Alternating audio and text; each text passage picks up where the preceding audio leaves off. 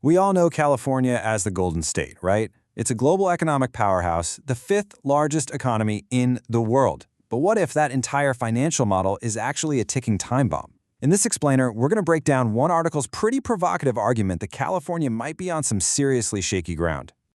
So, where are we getting this perspective? Well, it all comes from an article by Shasta Unfiltered.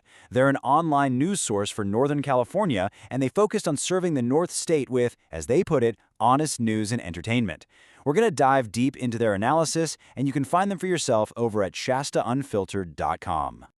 Okay, so right off the bat, you've got this huge contradiction.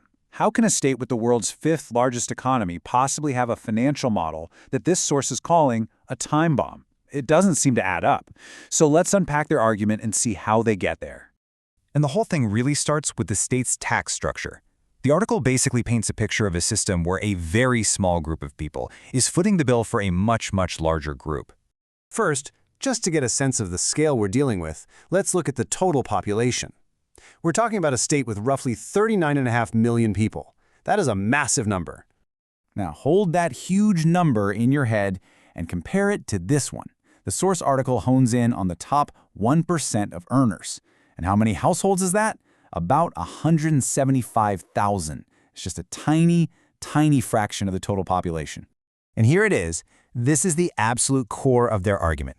That tiny little group, just 1% of earners, pays almost half of the state's entire personal income tax bill, somewhere around 45%. According to the article, this heavy, heavy reliance on such a small group is California's critical vulnerability. So where's all that tax money going? The article says it's funding programs that serve these huge segments of the population. You've got nearly 15 million people on Medi-Cal, which is the state healthcare program, another 5.5 million on CalFresh for food assistance. And then you have millions more receiving housing subsidies, CalWorks, and a whole host of other benefits.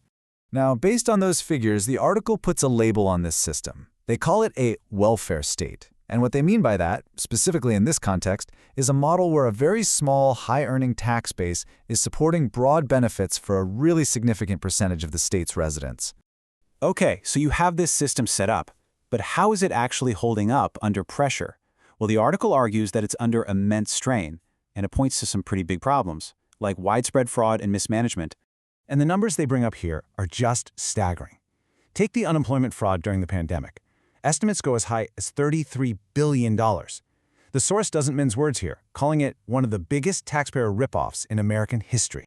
And the financial pressure doesn't stop there.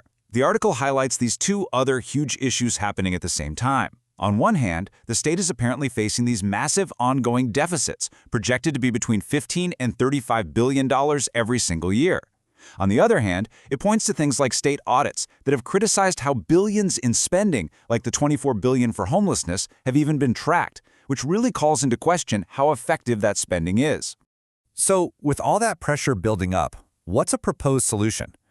Well, this brings us to a policy idea that the article frames as nothing less than a massive gamble: the proposed billionaire tax. So what is it exactly? It's a proposal for the 2026 ballot, and it would be a one-time tax, a 5% hit on the total net worth of any California resident worth $1 billion or more. And once again, just look at how concentrated this is.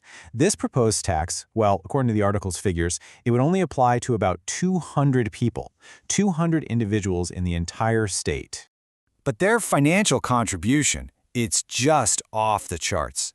The article cites commentary suggesting that those 200 people alone contribute almost half, 47%, of the personal income taxes that go into the state's general fund. You know, the fund that pays for most of the government's programs. And this leads right to the central risk that the article highlights. It's really summed up by this quote from commentator Elaine Colati. She basically says, look, if you create a wealth tax on these people, they are sure to leave. She argues they don't want to disclose their assets, and they see it as unsafe, invasive, and even unconstitutional. And here's the potential fallout from that. The article's commentary puts a huge number on this risk. If these top taxpayers do decide to relocate, the state could lose up to $122 billion in annual revenue. That loss would just dwarf any money the tax itself could ever raise. So all of this, it all builds up to the article's final big question about these so-called golden geese. Is California's entire financial model actually sustainable in the long run? The source summarizes its entire argument as a vicious cycle. Here's how they lay it out. First, generous benefits attract and keep people who are dependent on them. Second, high taxes and other policies push out the high-earning producers, the golden geese, which leads to the third step. The tax base shrinks, which just puts even more financial pressure on the whole system. And that leads to the article's ultimate, pretty stark warning: you simply cannot sustain a system that supports millions of people with benefits if the very small pool of people who pay for it all just keeps getting smaller.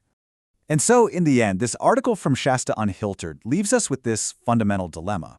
It presents a stark choice between funding massive social programs and retaining the state's top wealth creators. The big question is there a way to do both? It's a really high-stakes balancing act, and the way it plays out could decide California's financial future.